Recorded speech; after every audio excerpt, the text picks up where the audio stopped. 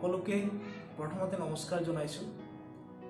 এই সময়টোত আপোনালোকৰ মাজত অহা মোৰ উদ্দেশ্য আপোনালোকক ক'ব খুজিছোঁ। আজিৰ এই দিনটোত আপোনালোকে সকলোৱে জ্ঞাত এই কৰোনা মহামাৰী চলি আছে। এই কৰোনা মহামাৰীত আমাৰ মাজৰ পৰা বহু আত্মীয় আঁতৰি গৈছে। বিভিন্ন ৰাজ্যসমূহত আমি সকলোৱে গম পাওঁ, আমাৰ ভাৰতবৰ্ষকে আদি কৰি বিভিন্ন দেশসমূহতো এই কৰোনা মহামাৰীয়ে আতংকিতৰ সৃষ্টি কৰিছে। গতিকে আমি আমাৰ ভাৰতবৰ্ষৰ লগতে ঠিক একেদৰে আমি অসম ৰাজ্যখনো আমি কি ধৰণে নিজে ৰক্ষা কৰি তুলিব পাৰোঁ, তেনেকুৱা প্ৰচেষ্টা আমি প্ৰতিগৰাকী অসমবাসীয়ে নিজৰ হাতত ল'ব লাগিব।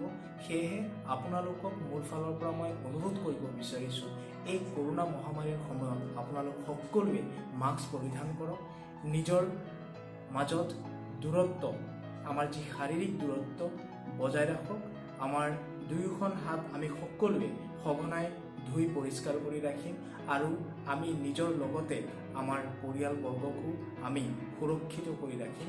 গতিকে এই ধৰণৰ পদক্ষেপ হাতত লৈ আমি নিশ্চয় এই কৰোনা মহামাৰীৰ পৰা নিজকে সুৰক্ষিত কৰিবলৈ সক্ষম হ'ম।